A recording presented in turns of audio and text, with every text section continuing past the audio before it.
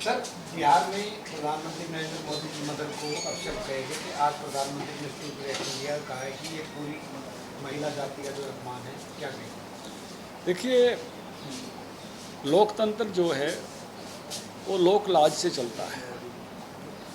जो मर्यादा विहीन होकर लोकतंत्र में टिप्पणियां करते हैं, भारत की जनता, विशेष तौर से बिहार जैसे संवेदनशील राज्य की जनता उनको रिजेक्ट करती है।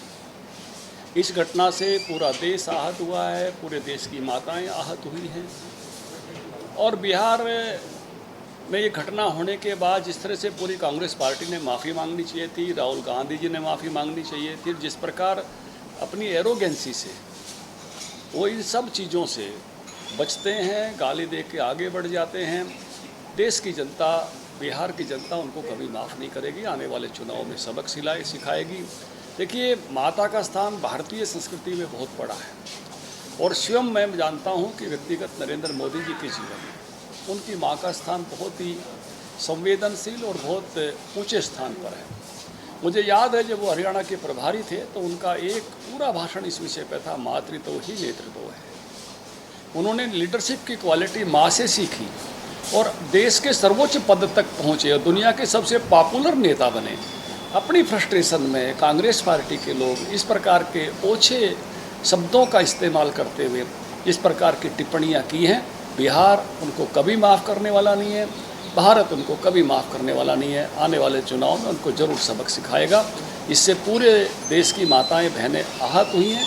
खास करके माताओं ने इसको बहुत ही संवेदनशीलता के साथ लिया है कि इस प्रकार की टिप्पणियाँ वो कितनी, जब वो माँ 100 साल की अपनी यात्रा पूरी करके और परलोक गमन कर गई है, उसके बाद भी ऐसी टिप्पणियां जो है, मैं कहूँगा कि ये एक विपक्षी पार्टी का बौद्धिक दिवालियापन है और निश्चित रूप से वो पहले से ही लोगों ने उनको रिजेक्ट किया है और आने वाले समय में फिर ऐसी मानसिकता को देश कभी स्वीकार नहीं करता। बिहार उनको सबक सिखाएगा। सर, जिस तरह से पंजाब में बाढ़ आई हुई है, पंजाब के मंत्री ये बयान दे रहे हैं कि 2 महीने पहले हरियाणा से पानी मांग रहा था, लेकिन अब हम पानी देना चाहते हैं तो हरियाणा पानी देने से मना कर रहा है। तो ये हरियाणा सरकार कह रही है कि हम पंजाब की सहायता करेंगे, लेकिन अब पानी देने से हरियाणा मना। ऐसे बाढ़ बहुत संवेदनशील विषय है और सबसे पहले तो मैं बधाई दूंगा हरियाणा सरकार को, हरियाणा के लोगों को, हरियाणा के मंत्रियों को। पूरी संवेदना के साथ उन्होंने पंजाब की बाढ़ को लिया है और जो भी सहायता चाहिए वो सब लोग भी कर रहे हैं और सरकार भी पूरी तरह से तत्पर है। नायब सैनी जी ने आगे बढ़कर कहा। और ऐसे विषय पर जब आपदाएं आती हैं और उस समय कोई इस प्रकार की टिप्पणी करता है तो उसके मानसिक स्तर का आप अंदाज़ा लगा सकते हो। इसके बावजूद भी मैं कह रहा हूँ, अगर पानी का बंटवारा और किसी भी समय में जब ज़्यादा पानी हो, जब किसी दूसरे के राज्य को देना हो, तो चैनल ज़रूर चाहिए, क्योंकि जो चैनल है वो पूरा भर के आता है। हम भाखड़ा मेन ब्रांच में और पानी डाल नहीं सकते, इसीलिए हम कहते हैं कि जब सरप्लस पानी हो तो SYL चाहिए। बंटवारा तो समय समय पर हो सकता है, बिना SYL के कैसे आ सकता है? तो जो इस समय भी कटाक्ष के रूप में कह रहे हैं, उनको भी मैं कह रहा हूँ कि SYL बनाइए। ज़रूरत होगी, जिन भी राज्यों को ज़रूरत होगी वहाँ तक पानी पहुँचाया जा सकेगा। सर, एक पंजाब के विधायक हैं पठान माजरा, और उनकी तरफ से एक बयान दिया गया था कि जो पंजाब की सरकार है दिल्ली से चलती है, दिल्ली दरबार से चलती है, और उसके बाद पंजाब सरकार की तरफ से, पंजाब प्रशासन की तरफ से उन पर कार्रवाई की गई। 376 का पर्चा दर्ज किया गया। उनको गिरफ्तार करने के लिए करनाल में दबिश भी दी गई। उसके बाद ये जानकारी मिल पा रही है कि वो पुलिस पर फायर करके भागे। तो ये विधायक जो हैं अपनी पार्टी के खिलाफ जब आवाज़ उठाते हैं तो इस प्रकार की कार्रवाई होती है। ये आपको लंबा राजनीतिक अनुभव है, किस प्रकार से देखते हैं सर इस पूरी कार्रवाई? देखिए, हमको लग रहा था कि इस दल की मैच्योरिटी बढ़ेगी। शासन में आना एक बात होती है और मैच्योरिटी एक अलग विषय होती है। और इस तरह की घटनाएं आपको पहले याद है, जो ही पंजाब की सरकार बनी थी, भाजपा के एक प्रवक्ता पर किस प्रकार का केस बनाकर पंजाब की पुलिस और उसको उठाने पहुंची थी।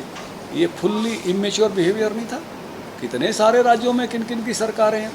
इस तरह से अगर व्यवहार करने लगेंगे किसी एक सरकार के होने से तो किस तरह से? ये तो आपके विधायक हैं जिन्होंने अंदर से बहुत सारी चीज़ों को रियलाइज़ किया है, रियलाइज़ करने के बाद अभिव्यक्ति दे रहे हैं। कौन से दल हैं?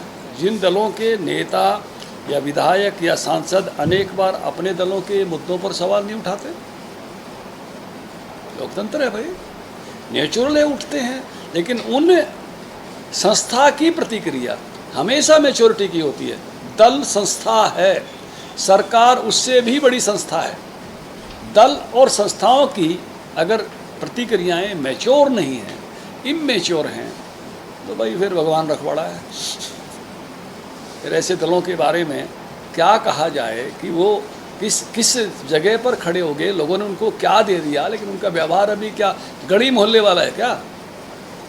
गली मोहल्ले में भी समझदार लोग मैच्योरिटी से बिहेव करते हैं कि भाई ये कर दिया तो ये कर दो, ये कर दिया तो ये कर दो, वहाँ भी लोग मैच्योरिटी दिखाते हैं समझदार लोग। ये तो उससे भी नीचे का व्यवहार है। और कोई, मुझे लगता है कि इस व्यवहार की जानकारी, निंदनीय शब्दों की आवश्यकता नहीं है, इस व्यवहार की जानकारी अपने आप में काफ़ी है कि कैसे लोग हैं। सर, एक SIR को लेकर बिहार में काफ़ी विवाद होता है और कह रहे हैं कि वोट चोरी, बहुत सारे वोटों को जो बाहर कर दिया गया है। विपक्ष मतलब और राहुल गांधी जी ये कह रही कि वोट चोरी तो एक मुद्दा था, SIR दूसरा मुद्दा, अब नया आयुर्वेदिक बम के तौर पे एक नया मुद्दा उठ गया। देखिए, बात सुनिए, राहुल गांधी जी से सीधा सवाल, मीडिया इस बात की तफ्सीस करे, क्या बिहार के सभी विधानसभा क्षेत्रों में कांग्रेस पार्टी के BLA-1 हैं? हर एक पार्टी का एक BLA-1 होता है जो विधानसभा अनुसार वोटर लिस्ट की देखरेख के लिए चुनाव आयोग के साथ मिलकर काम करता है। हर बूथ पर BLO, बूथ लेवल ऑफिसर के साथ एक BLO-2 होता है। आपने मुझे अध्यक्ष के नाते कवर किया, क्या जब मैंने त्रिदेव सम्मेलन कराए मेरी हर विधानसभा में BLO-2 नहीं थे? BLA-2 जितने बूथ थे उतने नहीं आते थे? क्या उनके नेटवर्क में BLO-2 हैं या केवल भाषण ही करना जानते हैं, झूठ ही बोलना जानते हैं? कभी EVM पर आरोप, कभी तत्कालिक घटनाओं पर आरोप, कभी चौकीदार चोर है, अब वोट चोरी है। अपनी फ्रस्ट्रेशन को ऐसे शब्दों से निकालना जो शब्द स्वीकार्य नहीं होते। चुनाव आयोग अपना काम कर रहा है, घुसपैठियों के वोट काट रहा है। सबको मालूम है कितने साल झगड़ा चला। मैं तो विद्यार्थी परिषद के कार्यकर्ता के नाते कई बार असम में प्रदर्शन करने गया घुसपैठ के नाते से। आंसू की सरकार घुसपैठ के कारण बनी। लोग घुसपैठ का विरोध कर रहे थे। लोग कह रहे थे कि हमको स्टूडेंट्स जो MLA उस हॉस्टल में आए, छात्रावास सीधे हॉस्टल से, कॉलेज के हॉस्टल से, यूनिवर्सिटी के हॉस्टल से, किस मुद्दे पर बनी कि घुसपैठियों के वोट नहीं पड़ने चाहिए। आज क्या काम हो रहा है? घुसपैठियों के वोट काटे जा रहे हैं। दर्द क्यों हो रहा है जी? राहुल गांधी को, तेजस्वी को किन वोटों का दर्द हो रहा है? जो भारत के नागरिक नहीं है उन वोटों का दर्द हो रहा है।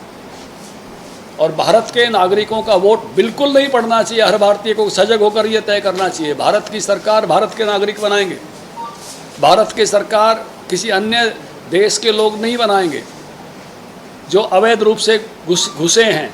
और चुनाव आयोग ने ऐसे सब वोटों को जो है वो तय करना चाहिए। जो भारतीय नागरिक नहीं है उसको वोटिंग का राइट नहीं होना चाहिए किसी भी कीमत पर। और इसके लिए कोई दल उनके आधार पर सरकार बनाने का सपना ले रहा है तो कितना ही वो अपनी बातें उठाए, कितने ही तरीके से उन बातों को कहे, ये किसी भी देश में इस देश का नागरिक स्वीकार नहीं करेगा। भारतीयों की सरकार भारतीय नागरिकों के द्वारा बनेगी, बिहार की सरकार बिहार के नागरिकों के द्वारा बनेगी। घुसपैठियों के द्वारा कोई सरकार चाहते हैं तो उसका कोई रास्ता वो स्वीकार्य नहीं होगा, किसी भी बिहारी को भी स्वीकार्य नहीं होगा, किसी भी राज्य के नागरिक को स्वीकार नहीं होगा। हम हरियाणा की सरकार बनाएं तो हरियाणा के नागरिक बनाएं, पंजाब की सरकार बनाएं तो पंजाब के नागरिक बनाएं। बाहर से आके घुसपैठी अगर सरकार बनाने लग गए और उसके भरोसे पर कांग्रेस ने हमेशा इस प्रकार की घुसपैठ की वोटों पर राजनीति की है, कुछ अन्य दलों ने की है। सब आंदोलन जिस असम का मैं जिक्र कर रहा हूँ कांग्रेस राज्यों में हुए, चुनाव के बहिष्कार तक हुए। एक बार 2-2 हज़ार वोट पड़े थे, आपको याद होगा, MLA बने थे तब। आम लोगों ने इसके कारण से वोट नहीं दिए थे, कितना बड़ा आंदोलन हुआ था। ये हमेशा इस प्रकार की वोटिंग का सपोर्ट करते हुए राजनीति करते आए हैं। लेकिन मुझे लगता है कि भारत की संस्थाएं इस प्रकार की राजनीति को स्वीकार नहीं करेंगी। भारत एक महान देश है, भारत का न्यायालय, भारत का चुनाव आयोग, भारत की संस्थाओं का आदर करना।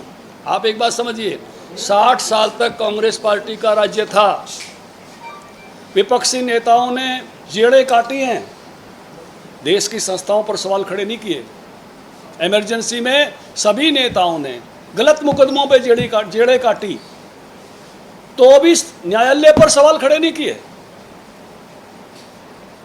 कितने धैर्य से अपने उस समय को झेला है। इन पर एक मुकदमा बन जाए, न्यायालय पर सवाल खड़ा करने लगते हैं, देश की संस्थाओं पर सवाल खड़ा करने लगते हैं। इनको चुनाव नहीं जीत रहे तो चुनाव आयोग पर सवाल खड़ा करने लगते हैं। सबसे मजबूत लोकतंत्र है भारत का और प्राचीन लोकतंत्र है, और लोकतांत्रिक संस्थाओं का सम्मान देश के हर नागरिक को करना चाहिए। और जो दल अपनी राजनीति ओछी राजनीति के लिए नहीं कर रहे, देश उनको देख रहा है।